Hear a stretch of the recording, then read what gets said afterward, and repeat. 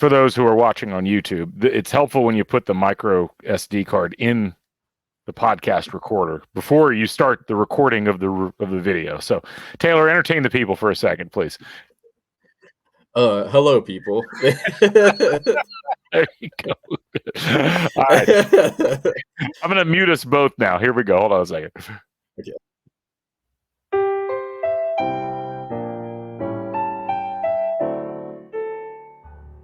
You're listening to the Back Home Network, presented by HomeField Apparel.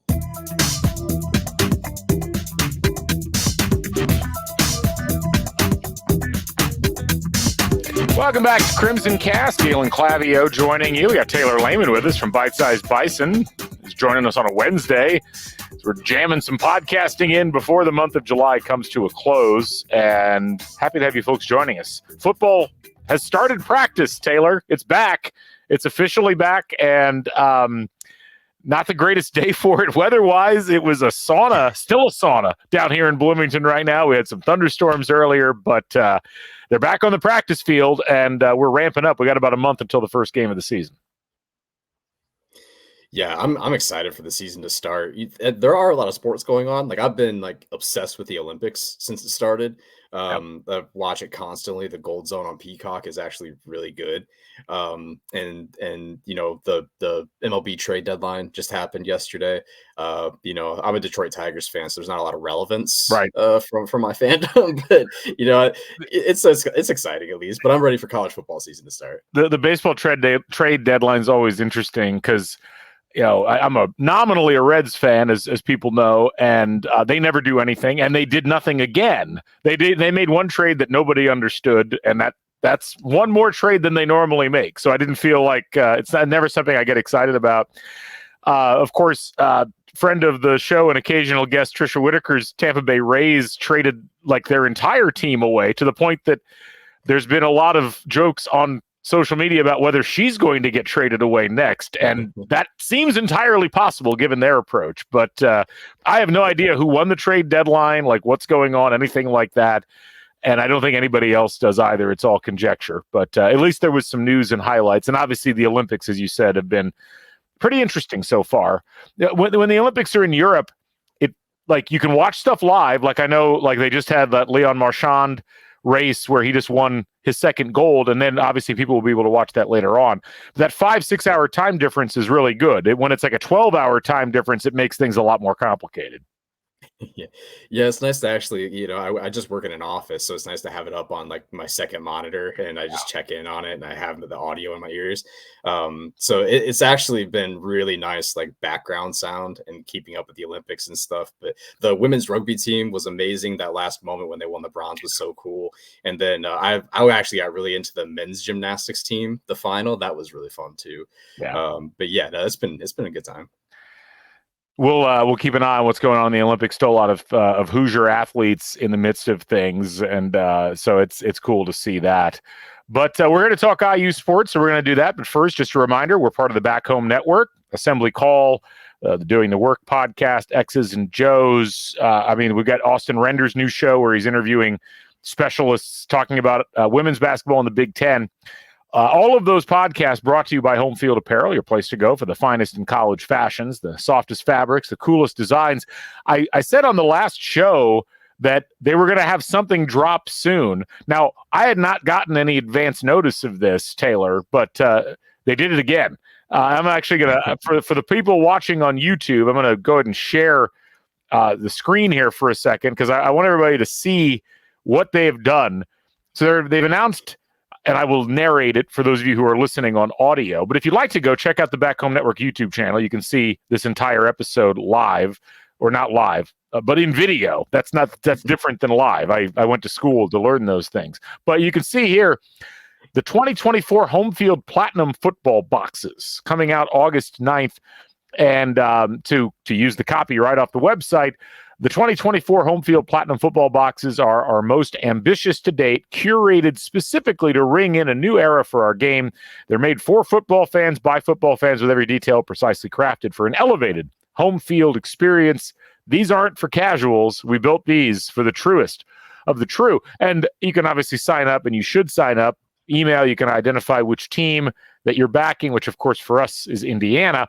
But what caught my attention, I was just scrolling through this, and I get down past this horrific Maryland collection that they've got. Just kidding, Maryland. Sorry. But down here, above the 216 new design section, I spy an Indiana Hoosiers 1991 Copper Bowl trucker hat, which I got to tell you, I was immediately smitten by that. Like, as someone who's literally got an oval over his head and I got the block pitchfork over there. I'm a sucker for anything 90s IU.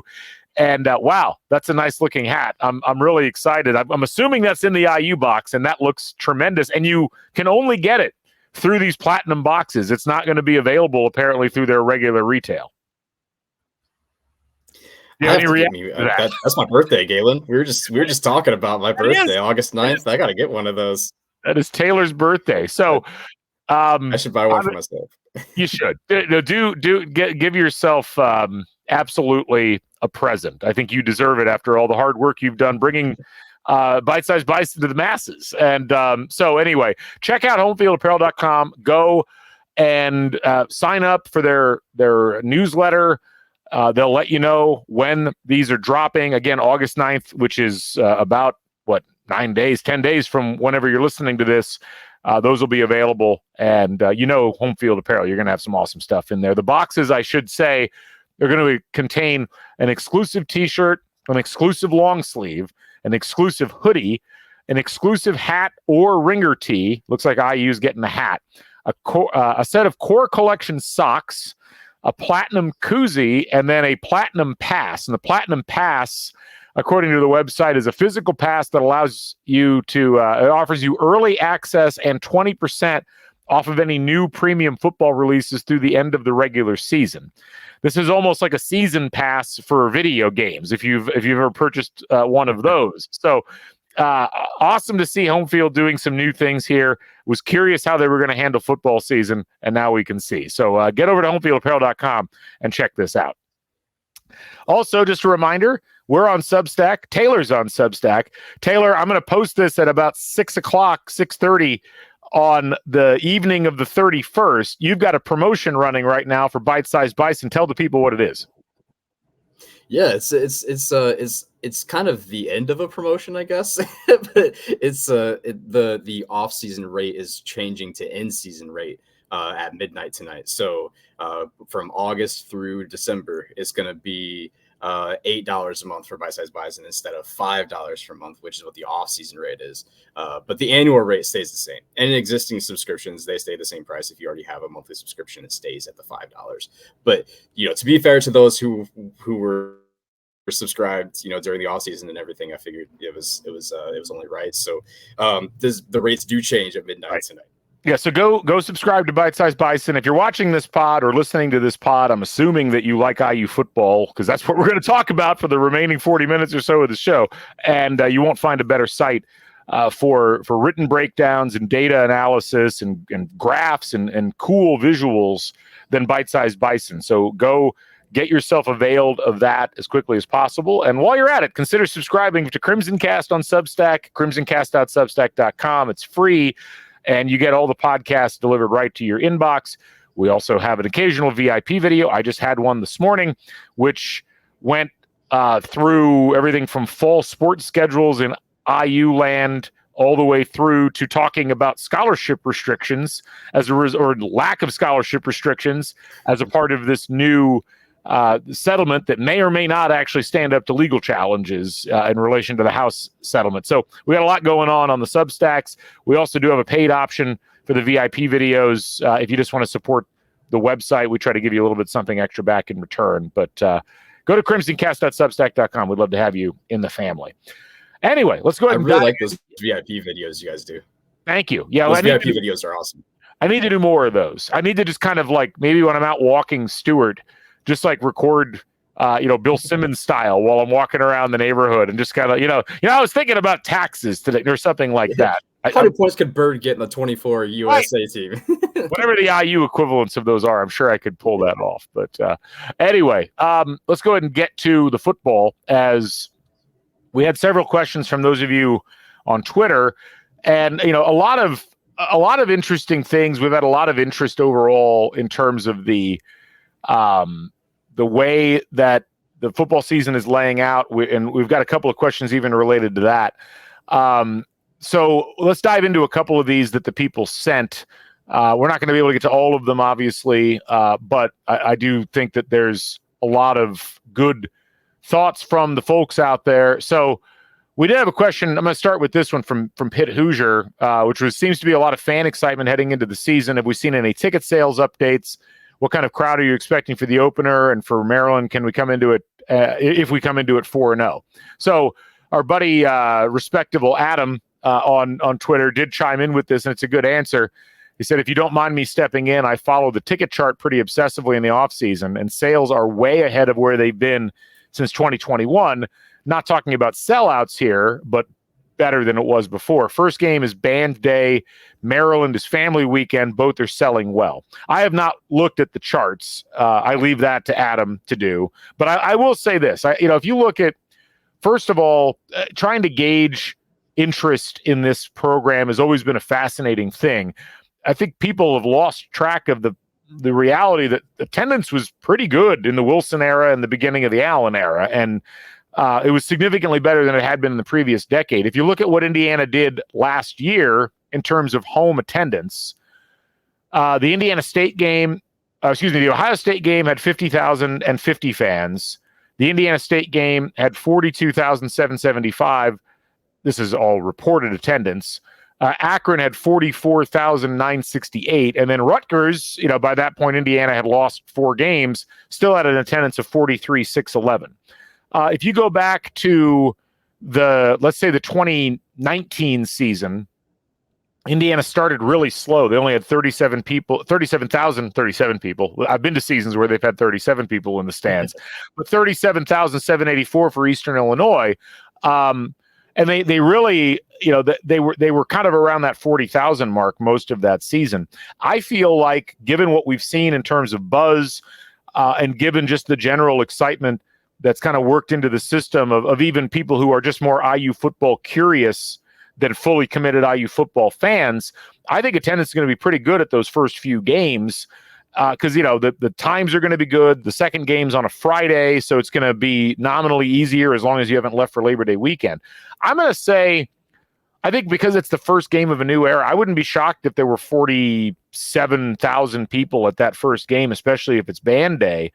And I think if Indiana, even if they're coming into that Maryland game and they're 3-1, I think that you could get close to 50,000 fans for that game, because I think there will still be a lot of buzz and a lot of interest, and it'll be the first game against a Big Ten opponent at home so far this season. What are you thinking?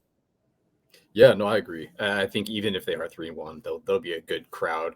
And normally it does feel like whenever there is some excitement going into a season, the first home Big Ten game usually turns out pretty well. This actually gives me an idea that I could do for Bite Sized Bisons. So I'm glad we talked about this.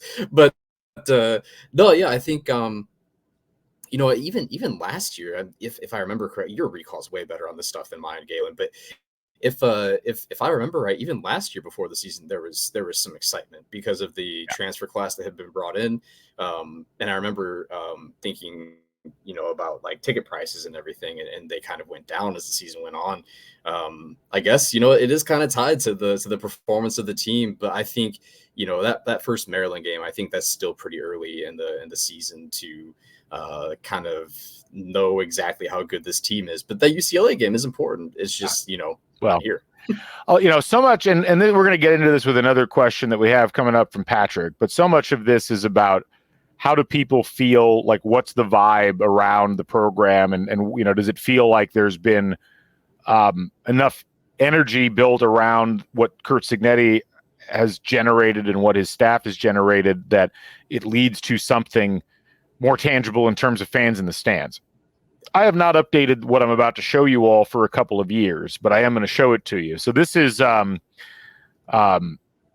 chart. Ignore please the fact that the title of the document is Indiana Football History Makes You Cry. That's not really pertinent to this.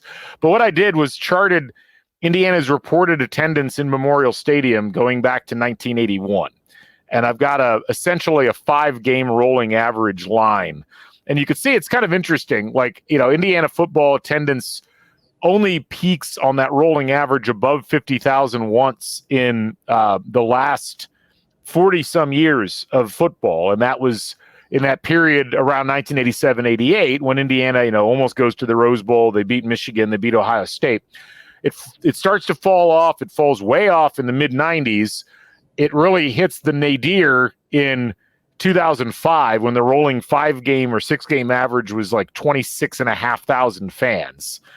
Those were not good times. You can see it made a nice improvement in the middle of the Wilson era, or really at the end of the Wilson era, that 2016 season. It was all the way up to 46,500.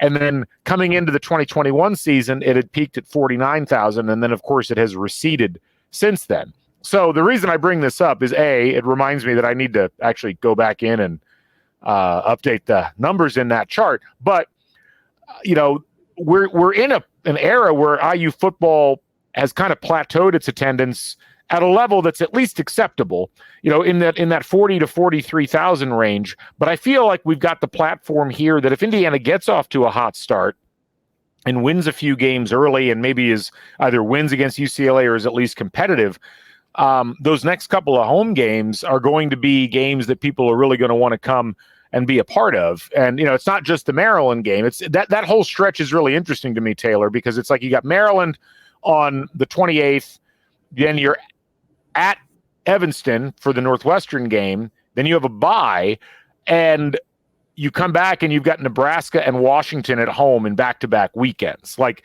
that feels like, even if, as long as Indiana isn't like 0-5 by that point or whatever it is, those two teams by themselves are liable to bring in a higher level of fan numbers than you would normally get in the middle of October. It's not like you're playing like Rutgers and Minnesota or something like that. Like, those are brand name teams, including the team that was the runner-up in the national championship.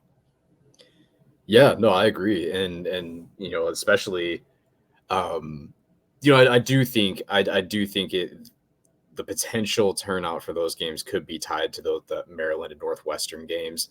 But yeah, no, you're right. Like, these are good programs to be playing in Memorial Stadium. Nebraska usually turns out, and then Washington. I don't know. I guess we're going to figure it out. But when these new teams come to traditional Big Ten programs, are our fans extra interested this year because of the change? So yeah, no, I think that's a really good thought.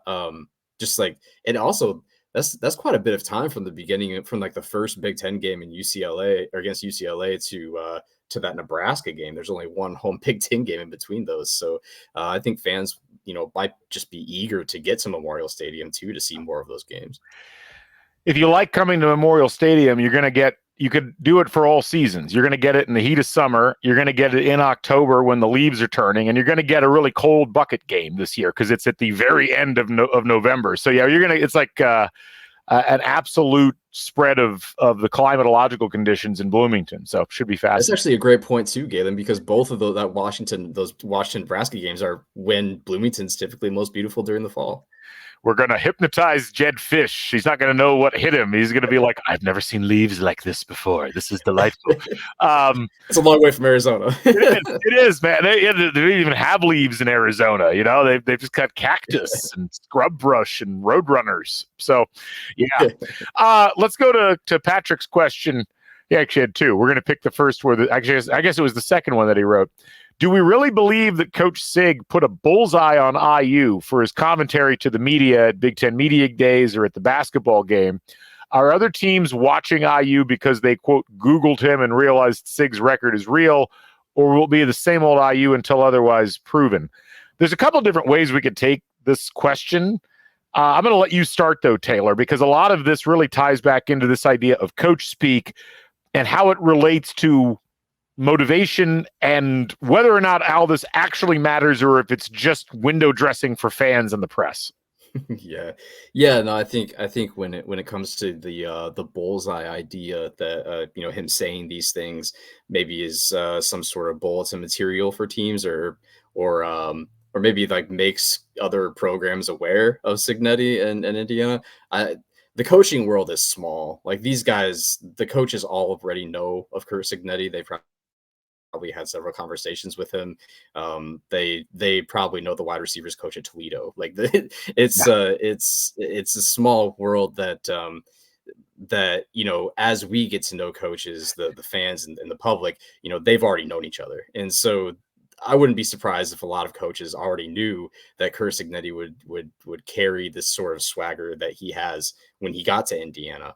And so I don't think it would necessarily put a bullseye on Indiana's back or anything along those lines, except for stories being told through the media and the way that other fan bases perceive Indiana, because we already saw certain programs.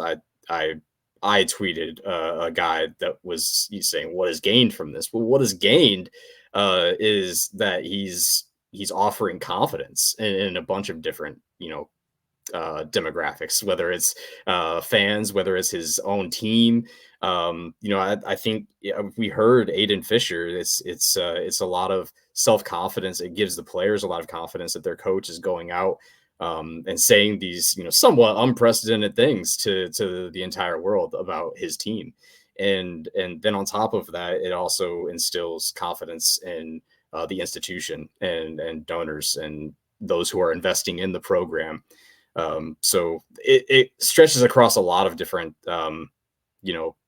groups of people. And I think it kind of shakes people awake. And I think that's kind of what he's trying to do.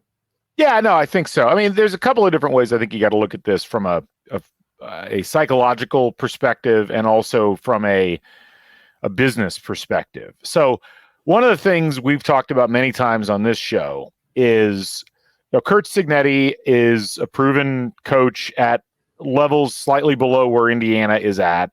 And will that translate has always been a question, but it feels like it will, and in large part because not only does he have a track record, but he's got a really good staff that also has a track record. And, we've seen a lot of coaches follow a similar trajectory and have success at higher levels. Kalen DeBoer probably being the most recent example of a guy who came from relative obscurity in a short period of time to now being literally at the top of the coaching profession, it feels like, within college sports, or at least with college football.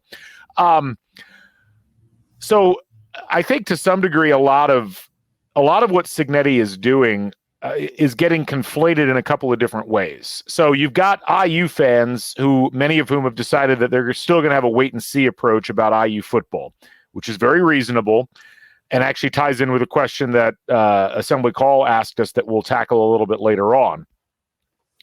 Cignetti is coming in and making a lot of noise. Now, why is he doing that? What's the purpose of him doing that? And a lot of it is to give fans and donors a reason to get excited. And it almost to some degree feels like IU, like it's being done in a different way than IU's really ever had. And I think it's important to remember, there was excitement that gradually started to build around the Kevin Wilson era, but it never really got to the point where people were that excited, because Wilson was really, as I've said before, and I respect Kevin Wilson's football mind, but he was kind of a technocrat. Like he was not a rah-rah guy. He was a system guy. And you could get excited about the potential or the results when they happened. But Kevin Wilson wasn't going to make you reach into your pocket and buy tickets all by himself. Tom Allen was kind of like the kind of guy who you thought would do that, but Allen made you feel better about being an IU fan, but not necessarily confident about being an IU fan. You were supposed to buy into the LEO persona and this idea that, we care for each other and that's how we're going to win games. And that worked when he had great football minds working for him. And then it didn't work as well when his best assistants left and you started to have kind of the fall off in terms of the actual on-field performance. So Cignetti is in an interesting spot because you've got to get this fan base galvanized, because you've got to get people in the stands. You've got to start building interest in IU football, because you got to get money for NIL, because that's how you recruit. You've also got to make this seem like an attractive place for players. And taking the nice route from a verbal perspective is not going to get a lot of attention. I mean, I'll use Northwestern as an example.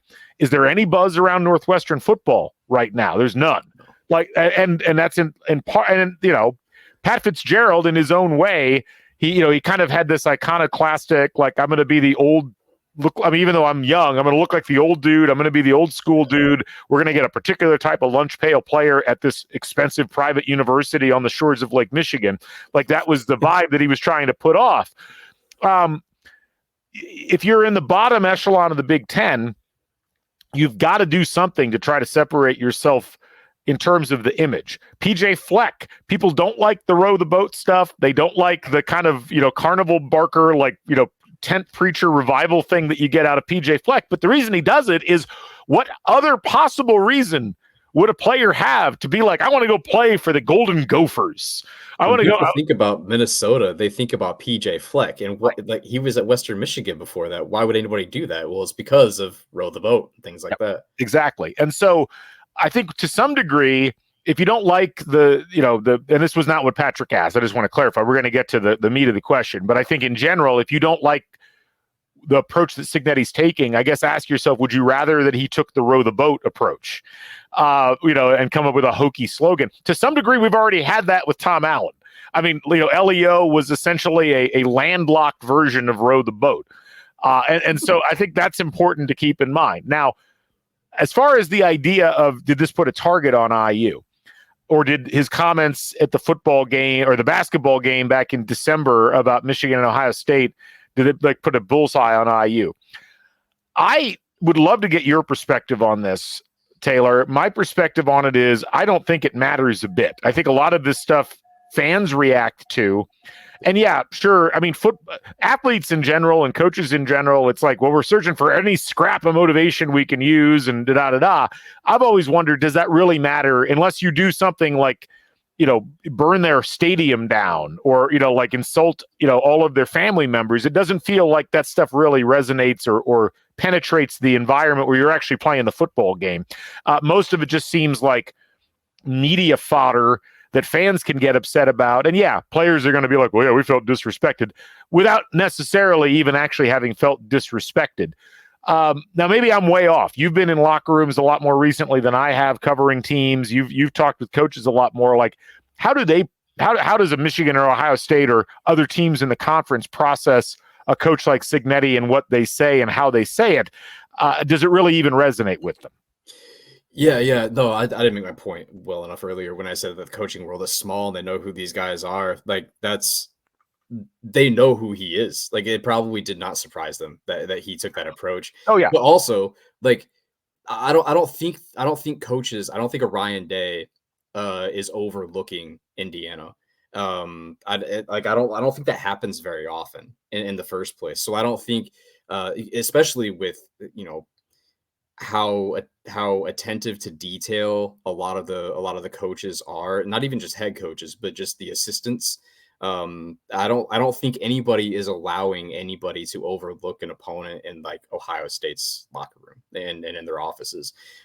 So I don't think him saying that necessarily puts any extra emphasis on the week that teams are playing Indiana. I think they already know who Signetti is, and also, Ohio State has had issues with Indiana. Obviously, Michigan lost to Indiana in 2020. But I don't think that they're taking these teams lightly, like Indiana. It just, a lot of it is fans get worked up, and a lot of people, I think, assume, and this is a tough thing. I think once you start covering sports and you're involved in listening to athletes talk and listening to coaches talk, like, fans get really upset when players don't feel as emotionally invested in a rivalry game or a game as the fans do. And yet, you have to think about it from the perspective of football's complicated, basketball's complicated. You don't want your players to be emotional, balls of energy. Maybe occasionally you do, like maybe a kick returner, sure. But in terms of like somebody having to execute what they're doing out there, like, you don't really want them being real mad about what's going on across the field. And we see that in games a lot of the time, where it's like trying to get your opponent on edge is an important thing. I don't think it makes you study any harder or be any more focused on beating Indiana. And like you said, I don't see this being a situation where a team's like, well, we were just gonna not pay attention to Indiana, but hey, Curt Cignetti said we suck, and now we have to go pay more attention to them. I don't really think that that's how it works. And so, look, ultimately, Cignetti's he's got to write some checks, and inevitably there's going to be a couple of games where the checks bounce, and that's fine. What's key here, and I guess the one thing I would add on to what I said earlier about you got to get fans and boosters excited about IU football because you got to get some juice around the program.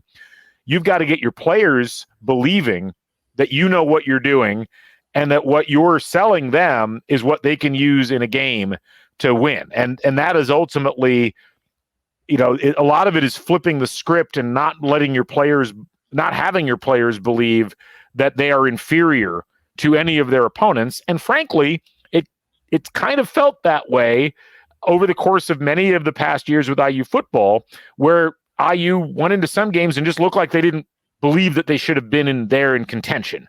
And you've got to change that mentality. That is the 5% that you're really looking for. And that intrinsic motivation is almost more important than any external motivation that you might be providing the opposition.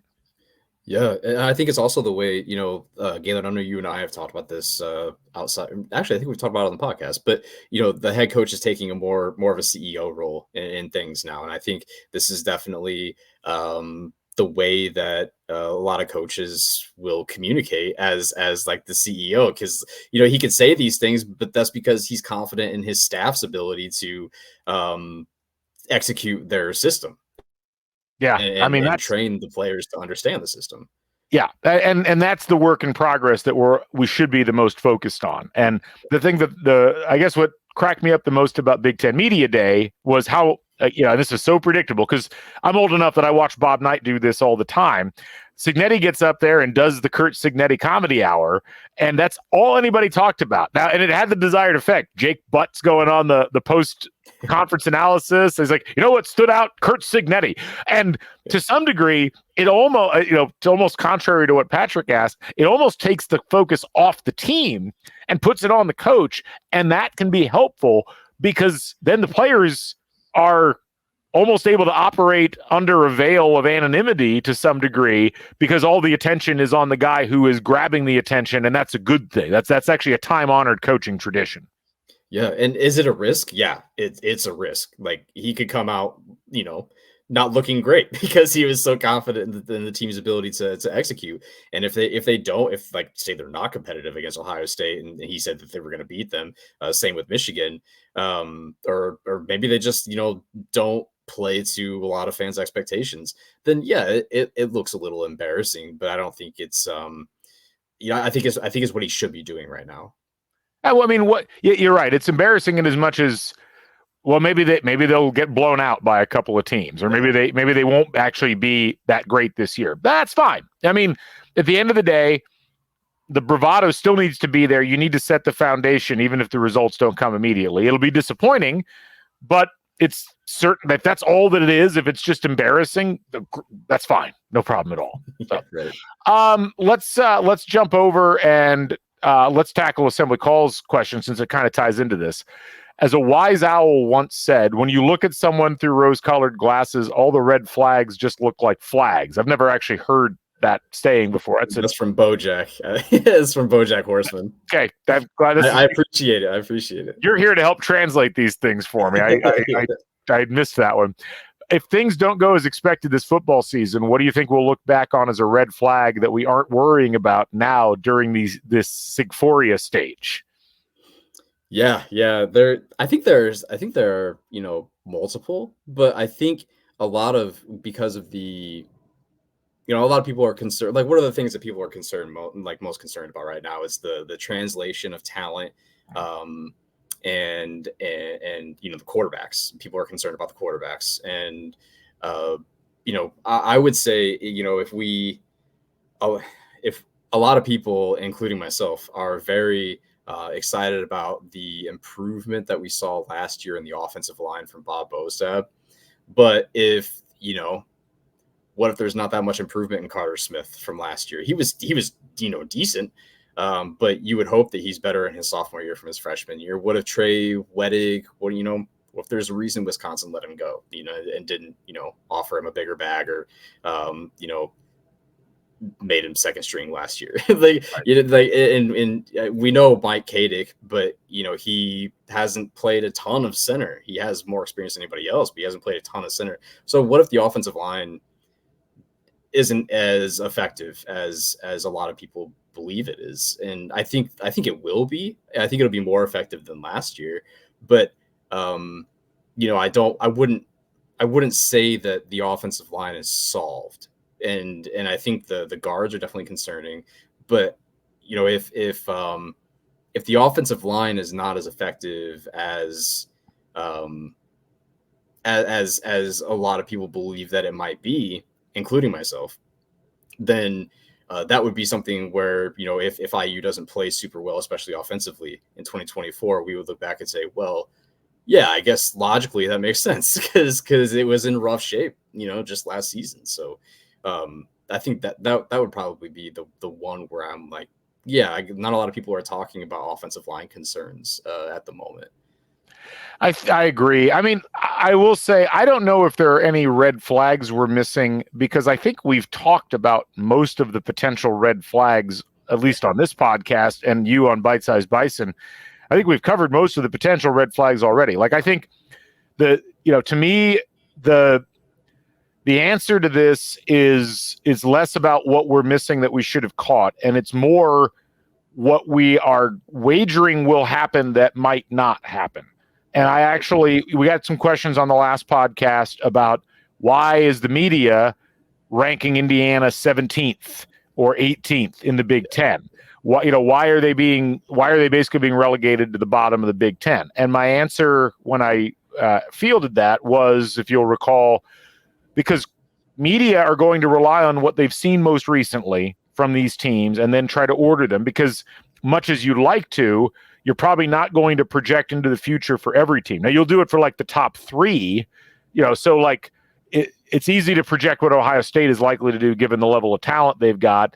And then it's like, well, how do I project what like a USC or an Oregon is going to do, given that I don't have a lot of common things to keep in mind? But you'll do that. Go through that exercise for those teams. You're not going to go through it for like the bottom 8 teams in the conference. And even, I mean, you did this just with the graph that you were doing on the Substack, where you were talking about the kind of upper and lower bounds that each team might have in the conference. And with IU, I think, that really it comes down to, are they going to be better significantly in the areas that we think that they're going to get better, like you said?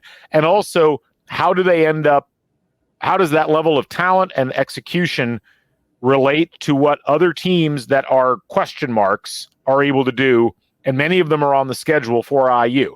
The question is less, is Indiana going to be better? It's more like, are they going to be good enough relative to Northwestern that they could travel on the road and beat Northwestern? Is Washington really going to be able to restock with a brand new coach? Will they have their legs under them by the time they come to Bloomington, where Indiana at their best would not be good enough to beat Washington? Is Nebraska? Everybody has predicted Nebraska is going to be like a 9-win, 10-win team. Everybody thinks Matt Rule is it. And yet I would actually argue you could say that there's more hope being put into Nebraska projections based entirely on the coach's profile and the brand name of Nebraska than has anything to do with what's actually on the field for them. Because I have yet to see anything substantial that makes me think, oh yeah, that's a team that's going to do better than the 5-7 or 6-6 that we've gotten used to them doing. So I think it's really about the relative levels of expectations, to answer Jared's question, rather than necessarily red flags we're missing. Yeah. I want to add some things to what you said, like nothing really different, just further detail. But you're right. Like UCLA is a great example of this. We expect UCLA to not be very good. But I think they'll be better than what a lot of people think they will be. But also, what if they're good? Like what if UCLA is actually good? But the thing is, like, you could ask that about a lot of these teams. You could ask that about Maryland. They have kind of a solid defense, and you could ask it about Washington. Washington is one that I think a lot of IU fans need to be careful with, because they're the most similar to IU in this conference when it comes to what happened last season to But- this season, but with a much at higher, a higher floor. level. Yeah. Exactly. Yeah. So they, Jed Fish is a really good coach. What he did at Arizona was pretty incredible. And then he brings a lot of Arizona pieces over, just like Curt Cignetti brought a lot of JMU pieces, but James Madison's in the Sun Belt. Arizona was in the Pac-12. And so there's, when it comes to Washington, I think that's actually a really good barometer, even though they're like runners up last year in the playoff. I think that's a good barometer for comparison for Indiana. Just, maybe not necessarily the exact same level, but I think Washington's going to be decent. I don't think they're going to be bad. And so, but also I don't know. So that's how it is with a lot of these teams. And so I think that's a really good point, Galen, about, everybody has a different expectation for different teams in the Big Ten. Just like you were talking about with Nebraska, like we don't even know. We like you were saying, like what is the tangible proof that they are going to be better this year, besides having a 5-star freshman quarterback on their roster now, and but also they could be. Like it's I haven't really seen the Big Ten like this that I can remember, where there's so much uncertainty, and I think probably the transfer portal has a lot to do with that. Yeah. But also, just coaching changes and things like Michigan State could be good. I know, that's the thing. Yeah, where everybody's, they're counting them out. I mean, there's so much mix. I feel the only thing I feel confident in is that Purdue's not going to be very good, and yeah, everything else feels like it's on the table. Including Indiana being good or not good, and that's why I'm not going to do my projections yet, but that parameter of like wins, to me, like Indiana's got as big of a spread as any of the teams in the conference, because we just don't know what's going to happen yet when the rubber hits the road. And I don't know that we're going to find out a whole lot in the first couple of weeks. That's going to be the big question. I mean, I am kind of curious how Indiana plays in that first game, because a lot of times we've tended in the past to just write off the non-conference games against non-power competition as wins, and most of the time that's right. But if you think about like some of the experiences Indiana's had in the past, even with good teams playing against like a Florida International being a great example. I mean, forget what year that was, if it was 2017 or 2018, where what was that year? It was 2018. And Indiana, they only won against Florida International by 10 points that year.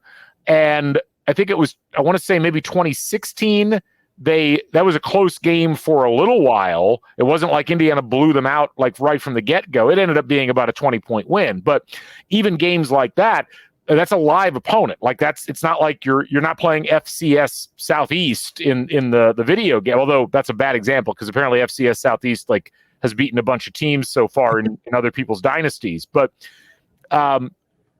it's going to be an interesting on-ramp because, again, your first game in the Big Ten is against a UCLA team that has as many questions, one could argue, as Indiana does. New coach, weird vibe around the program right now, and a fan base that is historically not terribly plugged in. Who knows what that Rose Bowl situation is going to look like? It could be really interesting.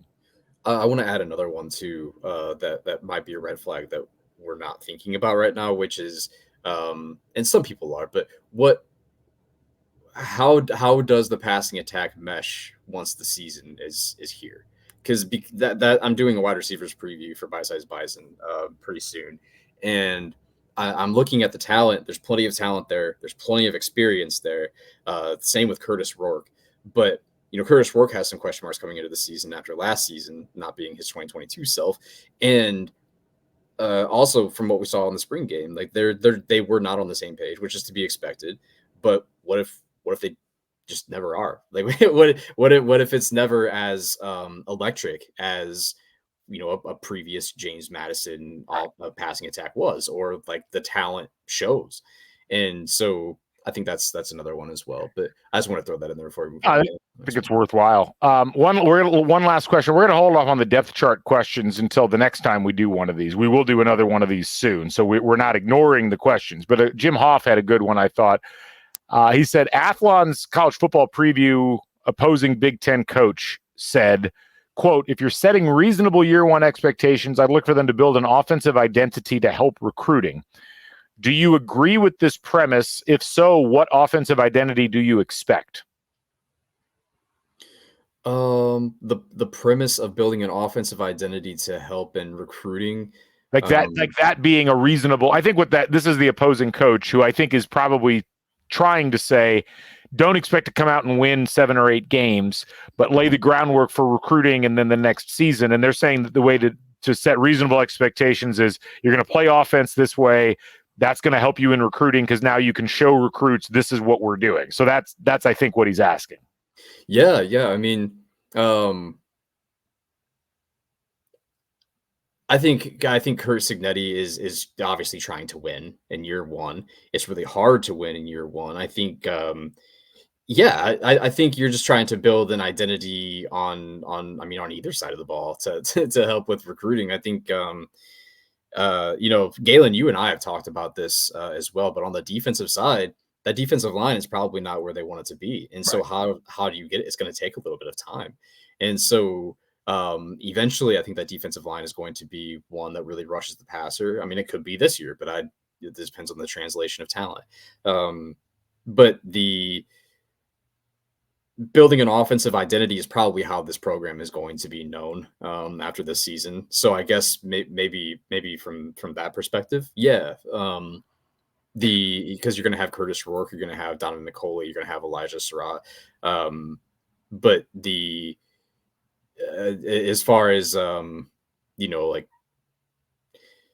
I don't know. I don't know. I'm not sure exactly how to answer it. I guess I would say this in response to Jim's question. I think in a pre-portal college football, that answer makes a lot of sense.